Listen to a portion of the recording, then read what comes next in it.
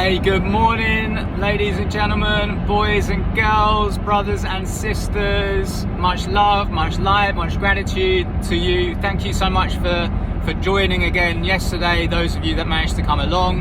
Obviously, we were talking more about the global people's monetary system specifically, and you will find that is a reoccurring theme of discussion. Of course, we'll be talking about many other things. We'll be giving you these other assignments, just things to research into. I've just posted, as you've seen, a link to the World Economic Forum. Nothing to do with the global people's monetary system at all. That is something that you must look into, because basically what they're talking about there in that website is about a kind of sharing economy. But you've got to look at what isn't being said, and also look at who's behind that organisation.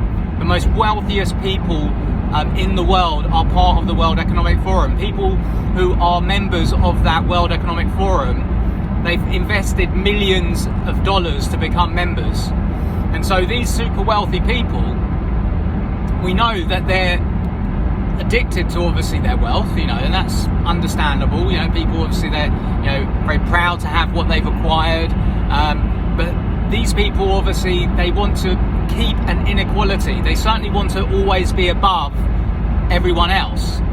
And so with that, their tagline, "You will own nothing and you will be happy," begs the question, will they be owning everything and be even happier? Perhaps that's basically what is being said there between the lines. But we don't know what they exactly mean with that vision.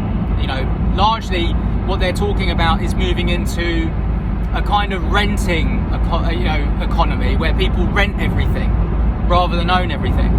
But of course, in that world that they wish to create, that they're painting, you'll only be able to rent what you can afford to rent. Depending on what job you have and how much money you're making from whatever job you're doing and what your children are doing and so forth into the future, your reality of what you can have and what you can experience is likely to be somewhat limited. It's certainly going to be very much controlled. They're talking about robotics moving into like this fourth industrial revolution, artificial intelligence, and we're seeing obviously the controls and security all over the place. We've got cameras everywhere in the United Kingdom now, and have done for many, many years. But it's a complete surveillance of the people, to the point where we aren't able to have any privacy anymore at all. And just what's going on in the United Kingdom right now is we have certain areas, like where Oxford University is, which you're probably aware of, is one of the most prestigious universities in our country.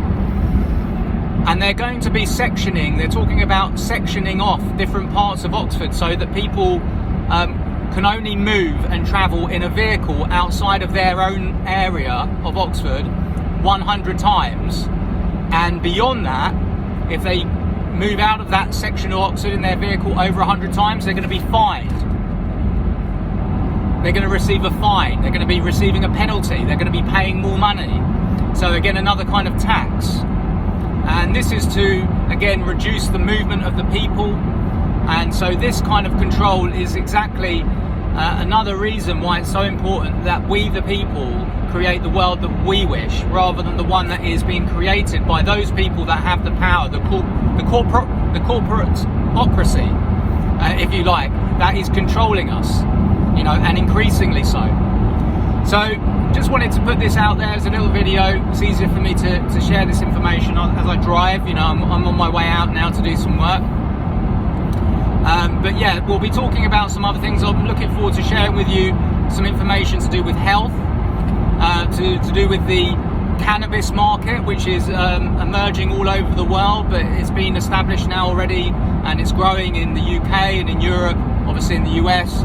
But the medical health benefits that are driving that growth, to do with cannabis, and how basically the elements of cannabis, the compounds in cannabis, the ones which largely aren't even a drug, they're not addictive, but they have healing properties, have been discovered to be actually one of the most important discoveries in health probably in our lifetime, because we have a whole system in our body that's built to accept these compounds, these molecules, and that system is the largest regulating system we have in our body. It regulates everything: sleep, mood, appetite, hormone production, everything else. So we're finding that we can calibrate our body, our immune system, our biology with supplements which include these compounds that are found in the cannabis plant.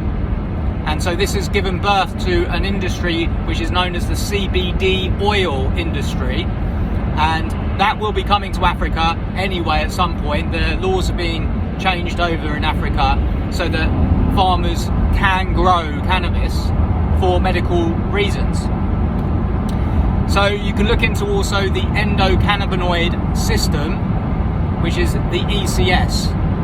And so again, when we're doing a little chat about the endocannabinoid system, which we'll be doing very soon, in the next day or two most likely, I'll be giving you a presentation on the medical benefits of CBD, and you will not believe how powerful this is to protect you against heart disease, cancer, diabetes, neurological problems such as Alzheimer's, Parkinson's.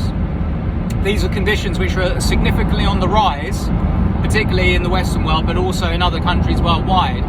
And it's due to toxicity, it's due to stress, it's due to us putting toxins into our body, different types of pharmaceutical drugs, for example, vaccines.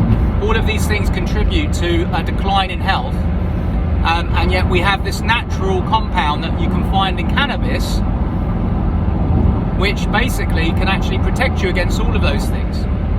So it's a very exciting topic to discuss. I know a lot about it. I've researched it for years now, and I had a miracle experience with these compounds for pain and inflammation. So I'll leave it there for now, but you have an amazing day.